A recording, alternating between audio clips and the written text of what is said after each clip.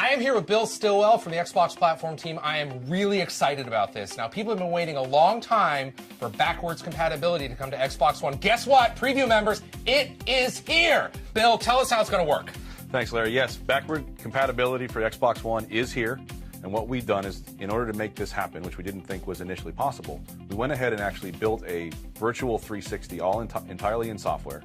And then we take the old 360 games, put them in the emulator, and then we run it through emulation. That's really interesting because, I mean, that's based on the original Xbox One architecture where you had to do a lot of fancy stuff with the different operating systems, and we're seeing it happen right now. Now, Bill, behind us I see we've got Borderlands, incredibly popular on Xbox 360, but this is actually running on Xbox One. That's correct. Borderlands is one of my favorite games, and so this is one of the first titles we pulled through. And as you can see, this is the 360 game, right, complete. And all we did was put it through the emulation program, and now I'm playing it here on my Xbox One. And you have access to all your Xbox 360 friends, the achievements, the dashboard, right? You have everything that's right there. Yeah, there is a full guide that's included with every one of the titles that we release, and you can access that guide to do matchmaking, to do chat, and all the things that you would normally do on your 360.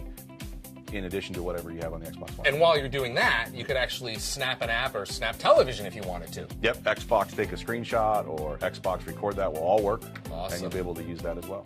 All right, Bill, let's talk about achievements.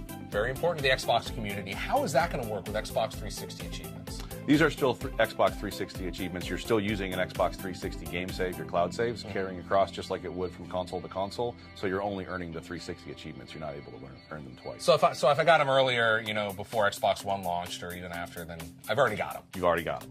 Now, how's it going to work with digital titles that maybe I purchased or the discs that I've got around the house? So for digital titles, we'll just pull those through. So they'll show up in your ready-to-install queue under My Games and Apps, and then you just install them digitally like you would an Xbox One digital title. And for disc games, we actually will now recognize the 360 disc. If it's in our catalog, you put it into your Xbox One, we download into your Xbox One hard drive, and then you play the game there as well. Now, we're deploying this right now for preview members, so if you're in the preview program, you'll have access to this, but it's going to be a wider deployment later this year, kind of general release.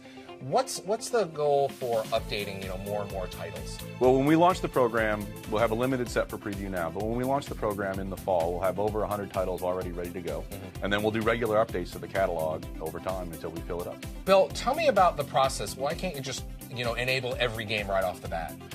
Well, there are some technical restrictions. Because this is just a software version of a 360, we can't do any USB peripherals or use the original Kinect.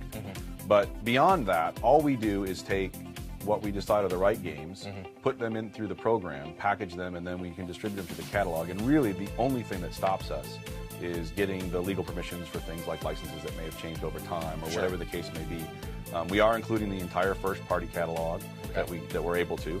And then beyond that, we'll just continue to take in fan favorites, things that are still being played frequently on the 360. We do voting and we'll do polls, and we'll just collect from a multiple set of sources what titles should come out next. So I'm sure people are going to tell us what games they want. Now, this is free.